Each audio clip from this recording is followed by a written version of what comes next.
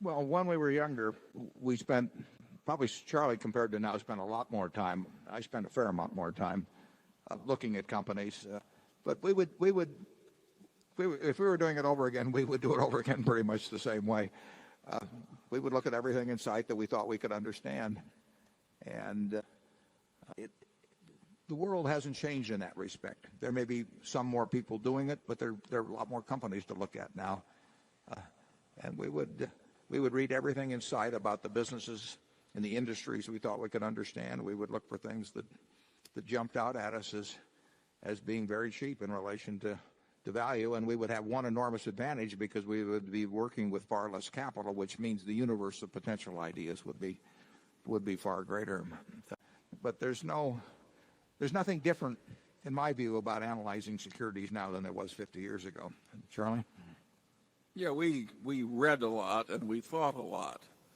I don't know anybody who is wise who doesn't read a lot.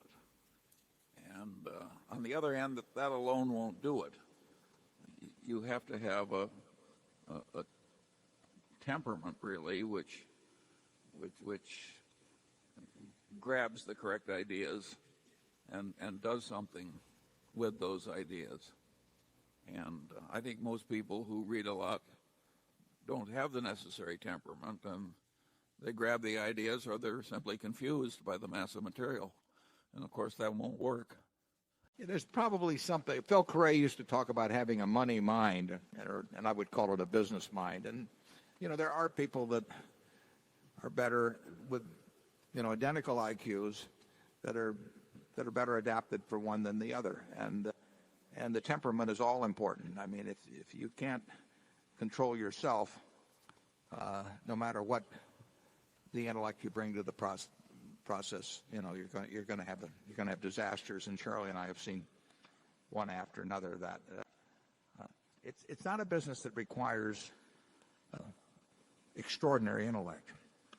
It does require extraordinary discipline, and that shouldn't be so difficult. But as I look around the world, sometimes it apparently is quite difficult. I mean, the whole world went a little mad a few years back in terms of investments, and you say to yourself, how could that happen? Don't they learn anything from the earlier ones? But what we learn from history is that people don't learn from history, and you certainly see that in financial markets all the time. It's very impressive to read about people pondering how to figure out the weight of the earth or something in the 18th century, and you would think minds that could do that would do very well in financial matters. But if you remember, Isaac Newton spent a significant part of his life trying to turn lead into gold, and he might have made a good stockbroker, but it didn't do much for him financially.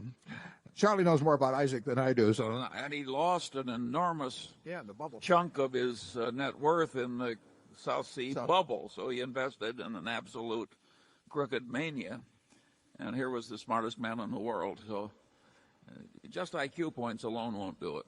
You understate the evil that crept into our leading accounting firms when they started selling these fraudulent tax shelters in exchange for contingent fees. One of them actually explained to me that they were an ethical seller of fraudulent tax shelters. He said the other firms just sold these to anybody, and we just sold them to our 20 most important clients, so they were more likely to stay secret.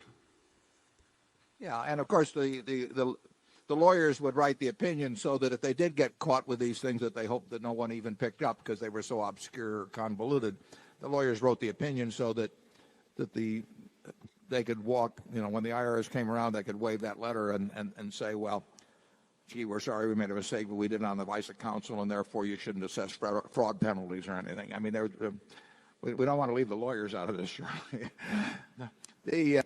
We had people come to our office, not the auditing firm that we use. I want to make that clear, but we had people come to our office from the top auditing firms with these propositions, which they said we had to sign away a given percentage of the amount we saved, and then they would give us these proprietary methods, which would usually involve about 20 offshore trusts and partnerships around the world and all kinds of things.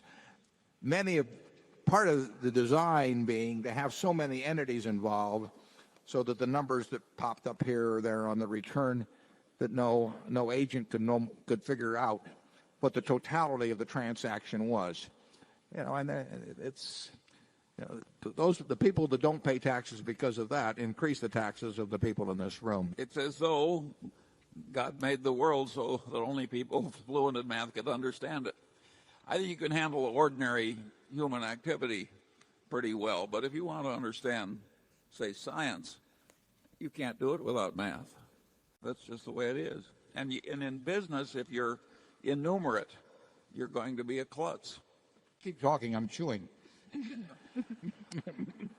We'll go back. Go ahead. The good thing about business is you don't have to know any high math. It may be a disadvantage to know high math. Yes, I think it is, because you look for opportunities to use this marvelous, complicated tool, and by and large, that doesn't work nearly as well as just using the simple math. When my mother sang me songs about compound interest, there really wasn't any need to go further. Thank you very much for your countless insights about investing and life, for that matter. My question has to do with Bill Gates. You've gone on record stating that Bill Gates is the smartest person you've probably met in your life. Charlie, sorry to break it to you. No, I hadn't said that quite, but you're close. Close. And you've also mentioned that he can do your job. You probably could not do his. That's entirely correct. Okay. So that being the case, given his aptitude, his accomplishments, his ability to keep great people together within Microsoft, would you consider having him become the future chairman of Berkshire in one of two ways? Either a merger, and if a merger doesn't make sense because it's a technology company and you don't understand it, so you don't want anything to do with Microsoft.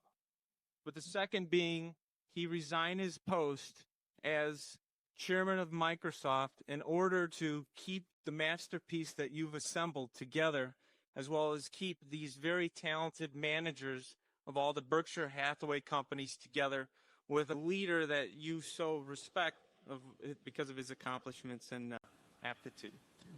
They'll put you up to this. He did not. No, I know that. It's not a crazy suggestion, but we've got a better answer. Bill could do my job very well, and I could not do his job. But we also have at least 4 people within the Berkshire organization that in many respects could do my job better than I do, and probably in 1 or 2 respects they might not be as good at certain parts of it, but they would be terrific successors. We were more blessed in that situation than we've ever been in the history of Berkshire. If you go back 15 years, we did not have 4. And as we add businesses, it's not inconceivable that more potential future leaders come with those businesses. So we're well equipped, and we will, barring something terribly unusual, we will have a leader that succeeds me that comes from within Berkshire and has been around for a long time. Well, one advantage of that, and this would not be necessarily a disadvantage if it were Bill, but one advantage to that is that we really like the culture at Berkshire, and having someone that has operated in that culture for a number of years, I think is a plus. Plus, we've seen how they work, and we know their pluses and minuses, and we're very well equipped now. And Bill, I think, to the extent that he spends less time at Microsoft, and he will probably be, the Gates Foundation will take up perhaps more of his time. I don't really think he is looking for my job, although he may salivate at the pay level that's available.